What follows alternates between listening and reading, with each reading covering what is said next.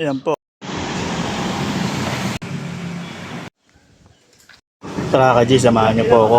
Ito, ginagawa po natin ang ating bahay kasi medyo may tulo daw po. Kaya punta agad po ako dyan sa bahay Samson. Ayan po sa may Melody. Ayan, titingnan po natin po sa taas ng bubong. Ayan po.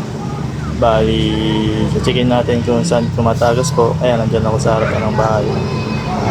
Pumasok na ako sa loob. Pati yung sa loob, ayusin din natin. Ayan po. Ayan ang gate natin sa Melody po. Pagkakit sa bubong ito po. Ayan po, nagano tayo ng bubong, nag-ayos.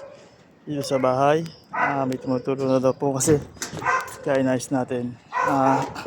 Ngayon, nabulgasin na natin. Ito yung bulgasin natin. Ayan, yung kamay natin medyo ano na. Ayan, may nakita akong parang hindi okay.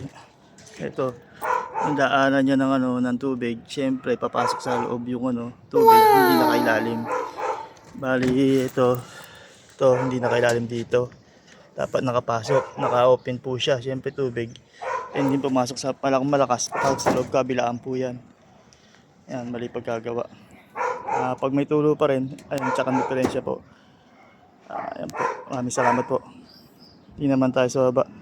Ayusin naman natin sa baba kasi medyo may daw, tagas.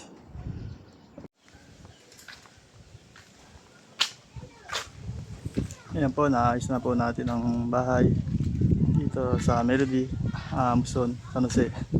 Pati bubong inayos natin.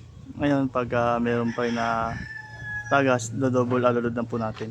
Bali nilagyan po natin yung loob ng harang para kung sakaling magkaroon ng tubig o okay na. Ayan po, tara tingnan natin.